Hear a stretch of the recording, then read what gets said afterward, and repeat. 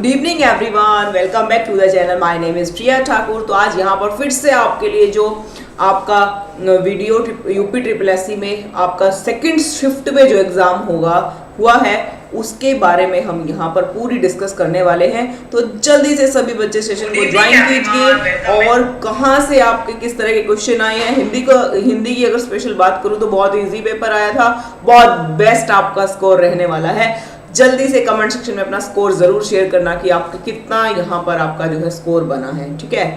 तो कुछ क्वेश्चंस भी मैंने आपके लिए दिए हैं किस तरह का आपका एग्जाम हुआ है, तो सभी बच्चे उनका आंसर जरूर करेंगे। तो चलिए शुरू करते हैं। आज का हमारा जो पेपर आया है उसको हम क्वेश्चंस को हम डिस्कस कर रहे हैं। तो यहाँ सबसे पहला क्वेश्चन मैं आपको हर बार कहती हूँ, एक तो आपको वर्णमाला बहुत अच्छे से रट लेना है। बहुत अच्छे से ट्रिक्स मैंने आपको करवाई हुई है, प्लेलिस्ट में सभी क्लासेस हैं, वो आप देख सकते हैं। वर्णमाला हुआ, दूसरा उपसर्ग हुआ, प्रत्यय हुआ, ठीक है, संधि, समास, ठीक है जी, अलंकार और रस, छंद। तो ये ऐसे प्रश्न हैं, यहां से आपको एग्जाम में प्रश्न आते ही आते हैं, ठीक है। तो सबसे पहला ही प्रश्न यहाँ आपका रहेगा भाई, जो है उपसर्ग आपको बताना है कि निम्नलिखित में से उपसर्ग का नी उपसर्ग का प्रयोग जो है किस में किया गया है। निम्नलिखित में से नी उपसर्ग का प्रयोग किस शब्द में किया गया है, तो निराशा है, निष्कासन है, निष्फल है या फिर निगम है। तो यहाँ पर देखिए निगम में आपका डी ऑप्शन बिल्कुल करेक्ट है, नी धन गम आपका होगा। तो नी उपसर्ग यहाँ पर है, यानी एक का जिसने भी डी आंसर दिया है बिल्कुल राइट आंसर है उनका, ठीक है जी। चलिए अगला क्वेश्चन देखते हैं। यहाँ यह किस प्रकार की क्रिया का उदाहरण यहाँ आपको दिया गया है। तो यहाँ पर कौन कौन सी क्रिया है देखते हैं। सबसे पहला क्वेश्चन हमारा है यहाँ पर, सुरेश ने फल खरीदा। क्या है, सुरेश ने फल खरीदा, ठीक है जी। दूसरा है यहाँ पर, राम ने रावण को मारा। तो दोनों ही यहाँ पर आपको बताना है, तो यहाँ इनमें किस तरह की क्रिया है।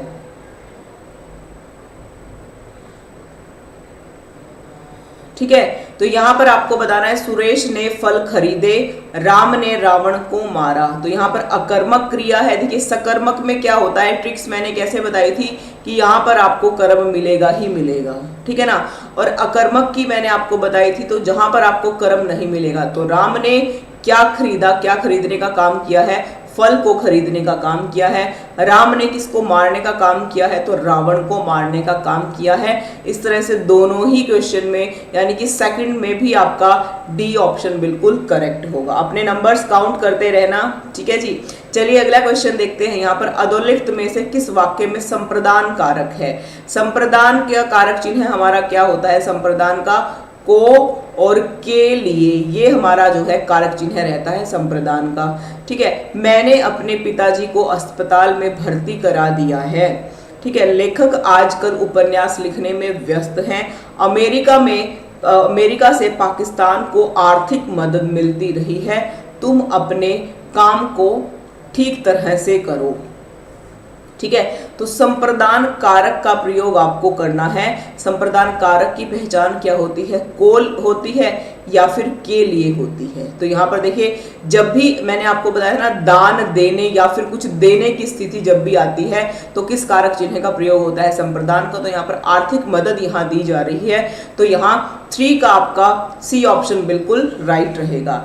अगला क्वेश्चन देखते हैं। इस समय शाम आता होगा।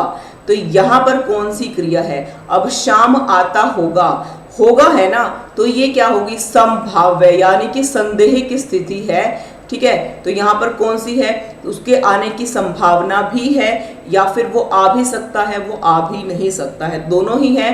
तो यहाँ पर संभाव्य वर्तमान आपका बी ऑप्शन बिल्कुल करेक्ट यहाँ आपका रहेगा, ठीक है। अगला क्वेश्चन देखते हैं। यहाँ निम्नलिखित में से प्रश्न नंबर 5 है, सामासिक युग्म सही नहीं है। तो यहाँ पर कौन सा होगा, बेमिसाल में द्वंद्व समास है, तो द्वंद्व यहाँ कैसे हो गया, ठीक है। दुरात्मा द्विगु समास है। संख्यावाचक यहाँ पर आपका पहला पद रहता है। कर्महीन तत्पुरुष समास है तो युग्म सही है। अच्छा, सही आपसे पूछा गया है ना, तो बिल्कुल यहाँ पर आपका सी ऑप्शन बिल्कुल राइट यहाँ पर रहेगा। तो फिफ्थ का आपका भाई सी ऑप्शन बिल्कुल राइट है।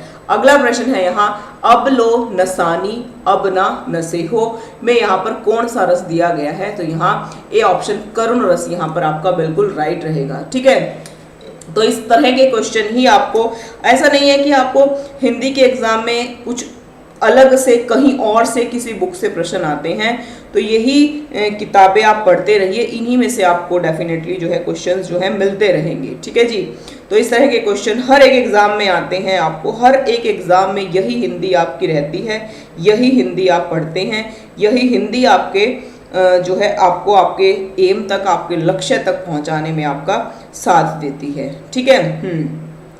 अच्छा, वेरी वेरी गुड इवनिंग भाई, वेरी गुड इवनिंग भाई, वेरी गुड इवनिंग सभी बच्चों को, वेरी गुड इवनिंग। हाँ बिल्कुल, ये आपका जो आज यूपी ट्रिपल एससी की सेकंड शिफ्ट है उसकी एनालिटिक्स में जो है वो करवा रही हूँ, किसी हाँ एनालिसिस में करवा रही हूँ बिल्कुल भाई। हाँ, नहीं, हाँ भाई बच्चों, ऐसा ही हर एक एग्ज़ाम ऐसा ही रहता है। ठीक है, मैं आपकी कमेंट्स पढ़ रही हूँ, सब बच्चों का एग्ज़ाम ऐसा ही रहता है, ऐसा नहीं है कि आपको कुछ अलग से कहीं से किसी भी बुक से उठा कर दे देगा। देखिए, हर एक एग्ज़ाम के कुछ क्वेश्चंस हैं, स्पेशली अगर हम हिंदी की बात करते हैं, है ना, जब हम हिंदी की बात करते हैं तो हिंदी में तो भाई आपका रहता ही यही है, हिंदी में तो आपका यही रहता है कि आपके पेड क्वेश्चन है सब कुछ, कोई कहीं से आपको अलग नहीं देखने को मिलता है।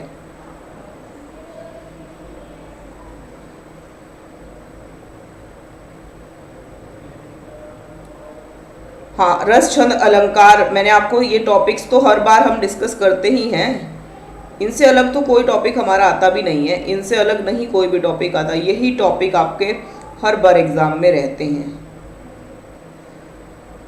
ठीक है ना, चलिए अगला क्वेश्चन देखते हैं। मृतिका शब्द का तद्भव रूप आपको बताना है, तो यहाँ पर मृतिका शब्द का तद्भव रूप भाई क्या रहेगा, मृतिका शब्द का तद्भव रूप तो मिट्टी यहाँ पर रहेगा, तो डी ऑप्शन यहाँ आपका बिल्कुल राइट है। 7 में डी जिसने भी दिया है बिल्कुल राइट आंसर है। ठीक है, प्रश्न नंबर 8 देखते हैं, यहाँ क्या कहता है, काली घटा का घमंड घटा नभमंडल तार का वृंद खिले, तो इस पंक्ति में कौन सा अलंकार दिया गया है। जब दो ही शब्दों की बार बार आवृत्ति होती है और उनका अर्थ जो है भिन्न भिन्न होता है, तो वहां पर कौन सा अलंकार रहता है भाई, तो डेफिनेटली वहां पर हमारा यमक अलंकार ही रहेगा, कोई और अलंकार ना होकर के यमक अलंकार वहां हमारा रहेगा। तो 8 का आपका डी ऑप्शन बिल्कुल राइट है यहाँ पर। ठीक है, नेक्स्ट क्वेश्चन है, इसमें से आगार शब्द का पर्यायवाची शब्द कौन सा नहीं है, तो ये देखिए कुछ क्वेश्चन तो आपके इस तरह के हैं, प्रश्न आपके सेम भी पूछे गए हैं हर चारों शिफ्ट में आपके, तो यहाँ पर बी ऑप्शन घाम आपका बिल्कुल राइट आंसर है। ठीक है, तो ये आपका पैराग्राफ दिया गया है, पैराग्राफ बहुत ही इजी था, सच्ची मित्रता जितनी बहुमूल्य होती है उसे बनाए रखना भी उतना ही कठिन है। इस मित्रता को स्थिर और दृढ़ रखने के लिए सबसे महत्वपूर्ण आवश्यक तत्व है सहिष्णुता और उदारता। प्रत्येक व्यक्ति में कुछ न कुछ कमी रहती ही है, पूर्ण निर्दोष और सर्वगुण संपन्न व्यक्ति कोई नहीं होता, अतः मित्र के अवगुणों पर ध्यान नहीं देना चाहिए। दोष दर्शन और एक दूसरे पर छींटकाशी से मित्रता में दरार पैदा होने का भय बना रहता है। आज भौतिकवादी युग है, इस युग में सच्चे मित्र का मिलना बहुत ही ज़्यादा कठिन रहता है। अधिकतर मित्र अपना उल्लू सीधा करने के लिए मित्रता का स्वांग रचते हैं, अपना काम बन जाने के बाद अंगूठा दिखा कर चले जाते हैं। ऐसे मित्र सामने प्रिय बोलते हैं और पीछे क्या करते हैं, विषगमन करते हैं। अतः शास्त्रों का मत है कि ऐसे मित्र मुख पर अमृत वाले विष से भरे घट के समान त्याज्य होते हैं। रामचरितमानस में भी कहा गया है, जेना मित्र दुख हो ही दुखारी, तिन्हि विलोकत पातक भारी। ठीक है, तो ये मित्रता पर आपका पूरा का पूरा गद्यांश दिया गया है।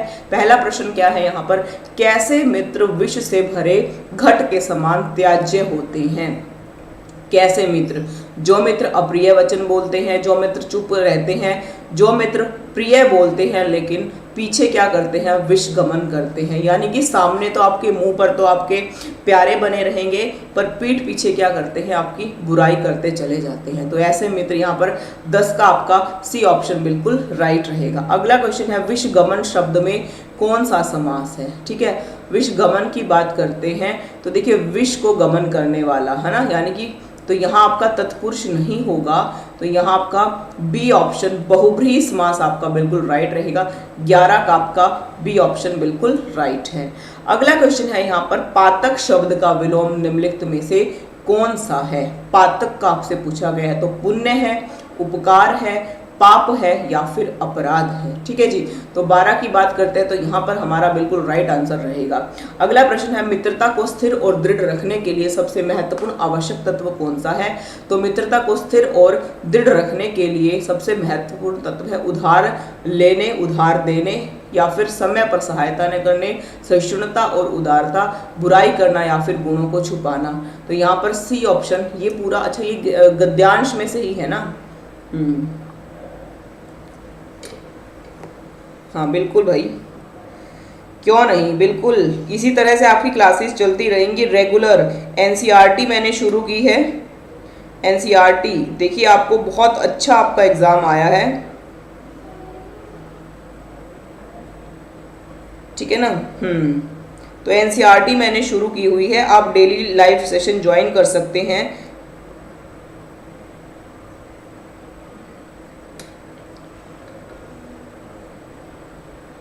ठीक है ना। हाँ, तो एनसीईआरटी मैंने आपकी शुरू की हुई है। एक लाइव सेशन हमारा 9 बजे रहता है, 11 बजे और 1 बजे, ये 3 क्लासेस हमारी होती हैं। हिस्ट्री, ज्योग्राफी और हिंदी हमारी रेगुलर चलती है। ठीक है, तो यहाँ पर हमारा कौन सा प्रश्न था भाई, पातक शब्द का विलोम आपको बताना है। तो पातक में आपका विलोम आपका क्या रहेगा, पाप रहेगा। ठीक है, मैंने पुण्य पर टिक किया था, तो यहाँ पर देखिए पुण्य नहीं रहेगा भाई, डी ऑप्शन आपका बिल्कुल करेक्ट रहेगा। मित्रता को स्थिर और दृढ़ रखने के लिए यहाँ पर सी ऑप्शन आपका बिल्कुल राइट है। किस कारण से मित्रता में दरार पड़ जाती है, तो दोष, दर्शन और एक दूसरे पर छीटाकाशी से, सीधा स्पष्ट बात कहने से, असहयोग से, झूठी प्रशंसा करने से। तो ए ऑप्शन यहाँ पर आपका बिल्कुल राइट है। अगला देखते हैं प्रश्न नंबर 15 हमारा क्या कहता है। तो प्रश्न नंबर 15 में है निम्नलिखित पंक्तियां किस कवि या फिर कवियत्री की हैं। असुवन जल सींची सींची, प्रेम बेली बोई, अबने बेली फैली गई, आनंद फल होई। तो यहाँ ये पंक्तियां जो है मीराबाई की दी गई है, मीराबाई की ये पंक्तियां हैं। कवयित्री आपका इस तरह से शुद्ध लिखा जाता है। ठीक है, अगला प्रश्न है हिंदी की उपभाषा कौन सी नहीं है। तो यहाँ पर बोली और भाषाओं को लेकर भी हर एक एग्जाम में आपका पूछा गया है। पूर्वी हिंदी, देखिए पूर्वी हिंदी जब भी आप पढ़ते हैं, ठीक है, तो ये पूर्वी हिंदी है, ये पश्चिमी हिंदी है, ये मालवी है। तो यहाँ पर आपकी पहाड़ी नहीं होगी। तो उपभाषा कौन सी नहीं है, पहाड़ी आपकी नहीं है। ठीक है, अगला प्रश्न है निम्नलिखित में से कौन सा स्वर संधि का भेद नहीं है। तो स्वर संधि की अगर बात करते हैं यहाँ पर आपकी हल संधि, हल नहीं है। यहाँ पर सीधी सी आंसर आपका क्या रहेगा, हल संधि नहीं है। स्वर संधि का भेद यहाँ जो है, ये प्रश्न आपका हर एक शिफ्ट में आया हुआ है। सबसे पहले दीर्घ संधि रहता है, फिर गुण संधि रहता है, फिर वृद्धि संधि रहता है और अयाधि संधि रहता है और यण संधि रहता है। ठीक है जी, अगला है किस व्यंजन के उच्चारण में जीवा और तालु, जीवा तालु से नहीं लगती है। ठीक है, यानी कि जब भी आप कुछ ऐसे वर्ण बोलते हैं तो यहाँ पर क्या होगा, जीवा तालु से नहीं लगते। च, ज, श, घ, घ। तो घ जब बोलेंगे तो घ की जो आवाज़ है वो हमारे कंठ से निकलती है। तो यहाँ ये हमारा बिल्कुल राइट आंसर रहेगा। पत्र लेखन के बारे में कौन सा विकल्प सही नहीं है। तो यहाँ अपने से छोटों को पत्र लिखते समय समापन, उपसंहार, तुम्हारा, तुम्हारी, शुभ चिंतक इस तरह से करते हैं।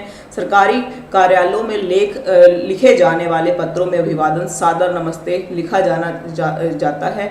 तो बिल्कुल यहाँ पर आपका बी ऑप्शन आपका बिल्कुल राइट यहाँ पर रहेगा, विकल्प सही नहीं लगता है। ठीक है, पिताजी, माताजी, बड़े पूज्य आपको लिखा जाता है, व्यक्तिगत पत्रों में औपचारिकता नहीं होते। तो यहाँ पर बी ऑप्शन आपका बिल्कुल राइट रहेगा। कवि भूषण किस काल के कवि हैं। एक बहुत ही इजी सा क्वेश्चन डाल दिया गया है। तो यहाँ पर कवि भूषण की बात करते हैं तो वो रीति काल के कवि हैं और रीति काल में कौन से कवि माने जाते हैं, रीतिबद्ध कवि इनको माना जाता है। रीतिबद्ध कवि यहाँ पर इनको माना जाता है। अगला है अंतस्थ व्यंजन कौन से हैं।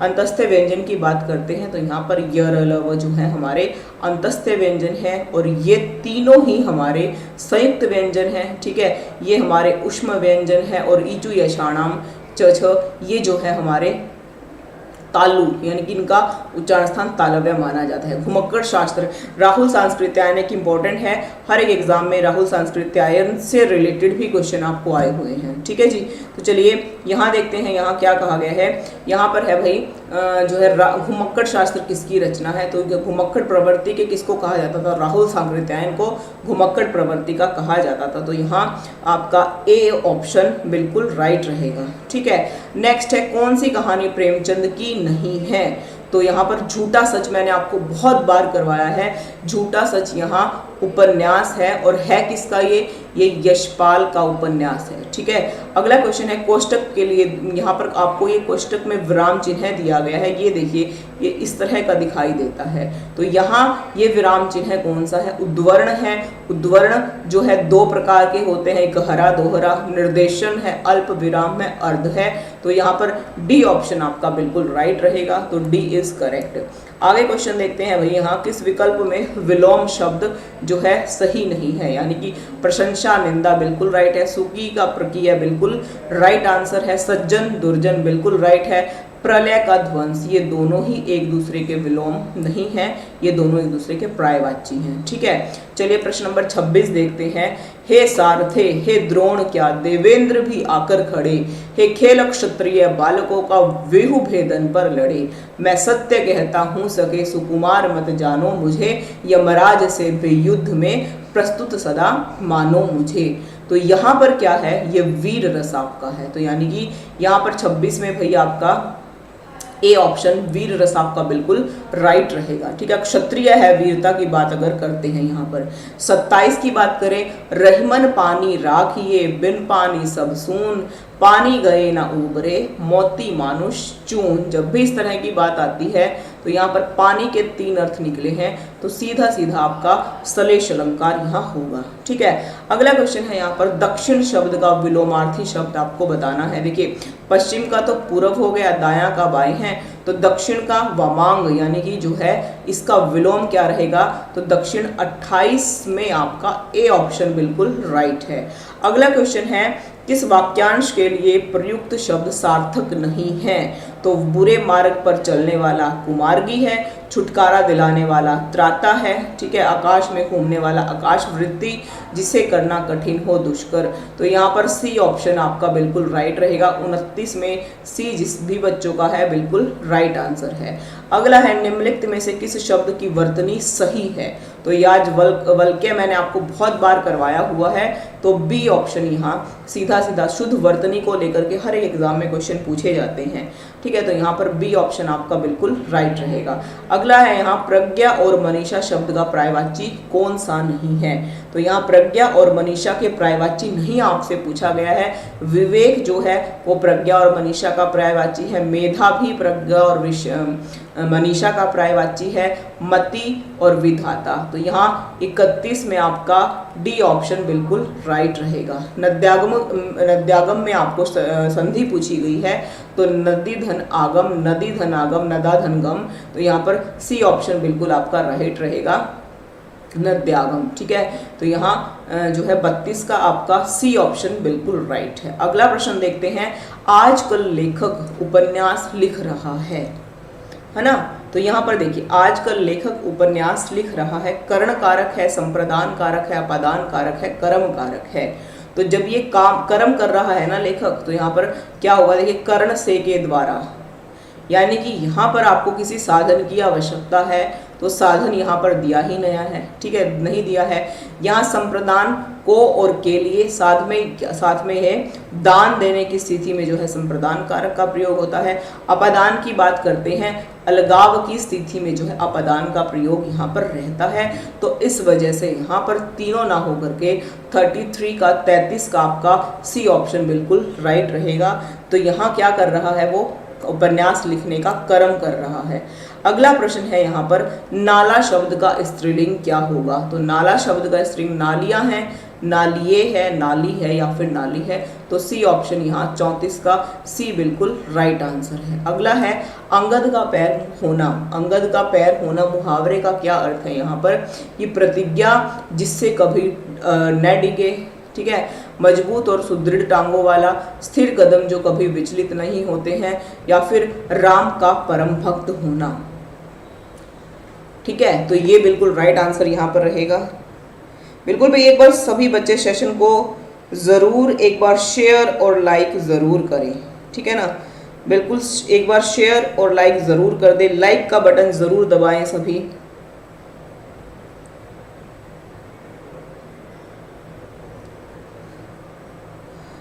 ठीक है ना, एक बार सभी बच्चे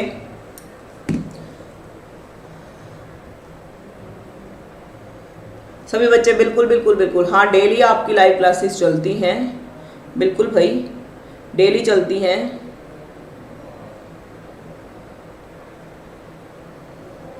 हाँ बिल्कुल, आपकी लाइव क्लासेस डेली चलती हैं। मैंने आपको हर बार टाइम टेबल में बता देती हूँ, फिर मैं बता देती हूँ। 9 बजे आपका हिस्ट्री का रहता है, 11:30 बजे से आपका किसका रहता है, ज्योग्राफी का रहता है, और 1 बजे आपका हिंदी का सेशन रहता है। ठीक है।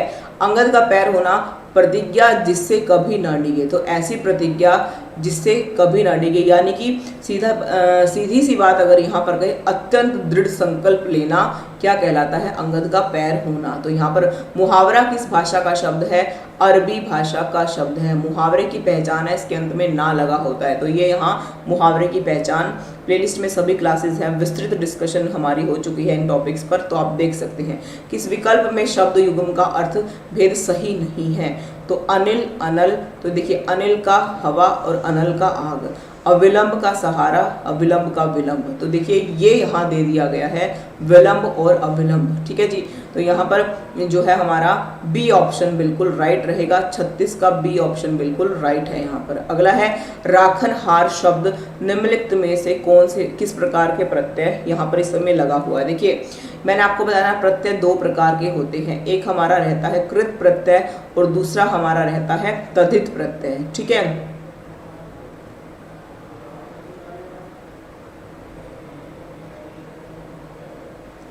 ठीक है जी, तो ये हमारे 2 प्रत्यय हुए हैं, तद्धित और कृदंत प्रत्यय।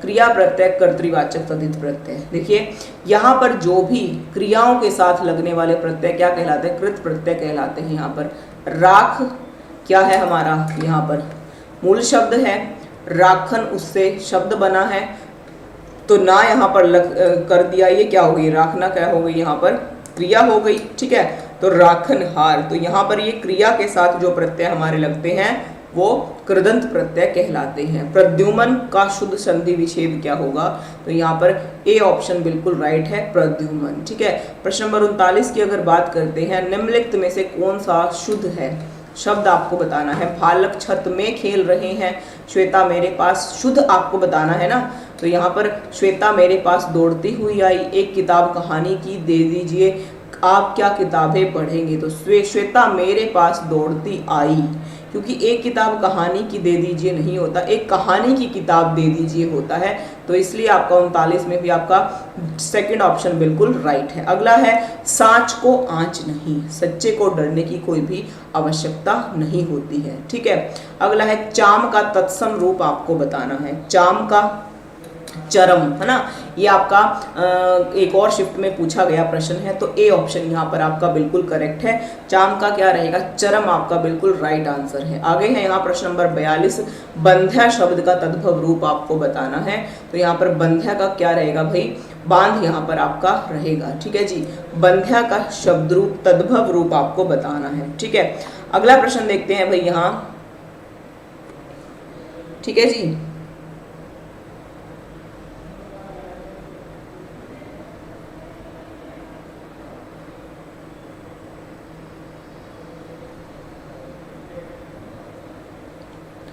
ठीक है ना, तो अगला प्रश्न हमारा कौन सा हुआ है, गुदड़ी के लाल होना, तो जल्दी से आपने बताइए इसका क्या कमेंट आपने किया है।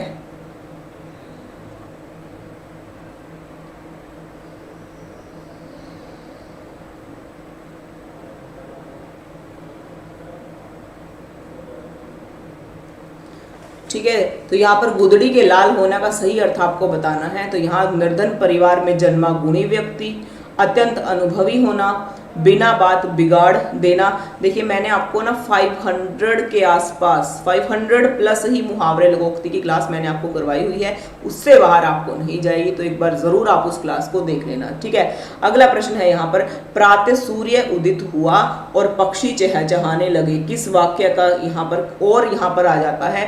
जब भी आपका और आता है तो यहाँ पर सीधा सीधा संयुक्त वाक्य आपके रहते हैं। ठीक है, पुल्लिंग शब्द आपको बताना है, तो अमावस्या होती है, नर्मदा नदी है, वक्त्री यहाँ पर स्त्रीलिंग के लिए है, तो जोगी, जोगी बाबा यानी कि योगी बाबा बिल्कुल पुल्लिंग शब्द यहाँ पर है।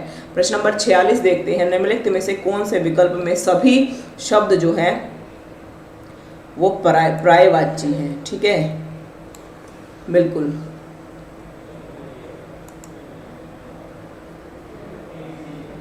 ठीक है ना, तो कमला ज्योति रोशनी, मतंग कुंजर कपीशर, कुटिल दुर्जन इंदुवर, शशि शशांक और सुधांशु। तो पर्यायवाची शब्द यहाँ पर कौन से हैं, शशि शशांक और सुधांशु। ठीक है,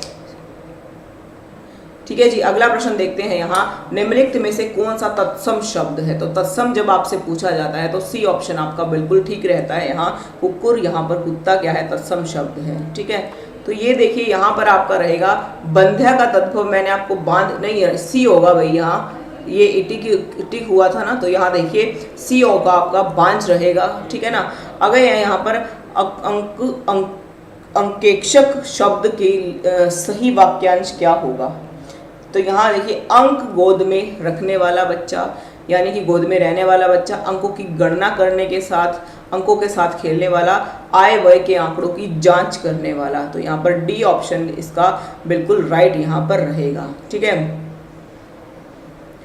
ठीक है जी, अगला प्रश्न देखते हैं, निम्नलिखित विकल्प में से कौन सा वाक्य मिश्रित वाक्य है। तो मिश्रित वाक्यों की एक ट्रिक मैंने आपको बताई हुई है, तो जब भी आपका जब और तब जी वाले शब्द जितने भी रहेंगे वो आपके मिश्रित वाक्य में है, तो यहाँ जमकर हमने इस तरह के क्वेश्चन किए हुए हैं। ठीक है, तो ए ऑप्शन यहाँ बिल्कुल राइट रहेगा, प्रसाद और प्रासाद आपको बताना है। ठीक है जी, तो प्रसाद जब मिल जाता है तो समझ लीजिए भगवान की क्या हो गई है, कृपा आपको हो गई है। अगर आपका अच्छा स्कोर यहाँ रहेगा, किसमें, यहाँ पर आपका हिंदी में अगर बेस्ट स्कोर है, यानी कि यूपी ट्रिपल का जिस भी बच्चों ने एग्जाम दिया है, अगर आपका बेस्ट स्कोर है भाई, तो बिल्कुल बेफिक्र होकर के जो है, निश्चिंत होकर के आप रहिए, क्योंकि रिजल्ट हमारा बेस्ट ही रहेगा। ठीक है ना, क्योंकि पेपर अच्छा हुआ है तो ऑब्वियसली रिजल्ट आपका अच्छा रहने वाला है।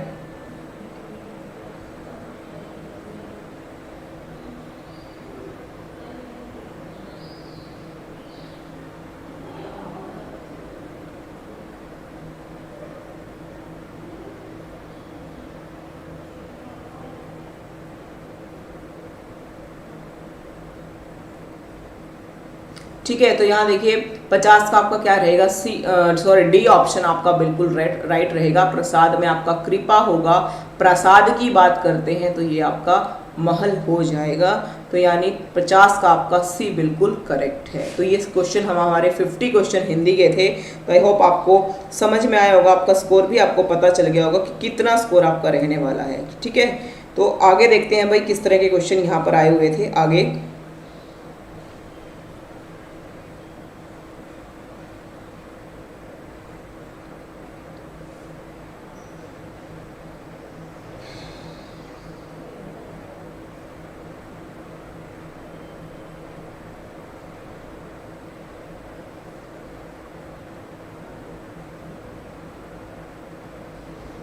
ठीक है ना, आगे देखते हैं। यहाँ पर देखिए आगे फिर से आपकी जो है इंटेलिजेंस यानी कि जीटी के क्वेश्चन, जिसमें आपका मैथ्स था, जिसमें आपका मैथ्स दिया हुआ है, रीजनिंग दी हुई है, इस तरह के आपको क्वेश्चन दिए गए हैं। ठीक है, मैं यहाँ सिर्फ आपको हिंदी करवाना था, मेरा हिंदी में दिखाना था आपको किस तरह के क्वेश्चन आपके हिंदी में आते हैं। तो ये आपकी मैथ्स दी गई है, रीजनिंग दी गई है, काफ़ी सारे क्वेश्चन हैं आरेख वाले। ठीक है जी, तो ये फलक वाले क्वेश्चन इंपॉर्टेंट। देखिए मैथ्स में भी आपको ऐसा नहीं है कि आपको सब कुछ पढ़ना है, मैथ्स में भी सब कुछ जो है फिक्स होता है। परसेंटेज वाला चैप्टर जो है वो आप कर लीजिए, कुछ जो टॉपिक्स है ना वो आपके फिक्स रहते हैं कि कौन कौन से टॉपिक हमें करने हैं।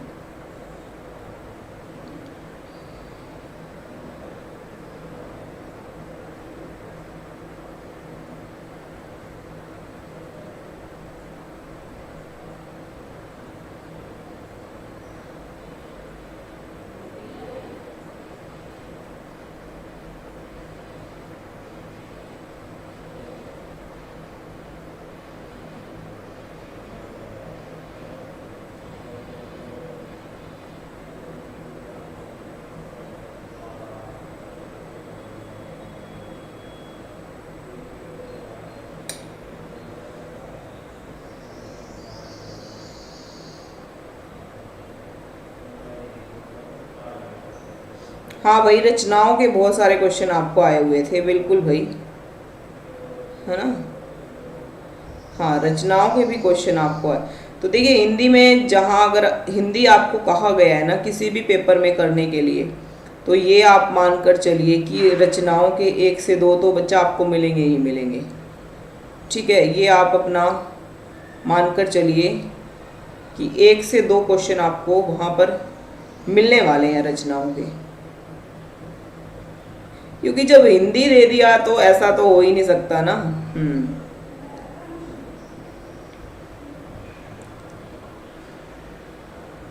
ठीक है ना, जब आपको हिंदी दे दिया तो ऐसा तो हो ही नहीं सकता है भाई कि यहाँ पर आपको और हिंदी में रचनाएं ना पूछे। तो इस तरह के क्वेश्चन यहाँ दिए गए। देखिए, यहाँ पर आपको पूरा पेपर मैं दिखा दूंगी। तो ये आपका पूरा पेपर है। तो यहाँ देखिए, दी गई श्रृंखला के समान पैटर्न का अनुसरण आपको करना है। जब आप प्रैक्टिस करोगे ना तो बहुत अच्छा, आप प्रैक्टिस जितनी ज़्यादा प्रैक्टिस करते चले जाओगे उतना ही आप निखर करके सामने आओगे। ठीक है, तो ये पूरा पेपर है आपका, जो आज आपका इवनिंग शिफ्ट में हुआ है।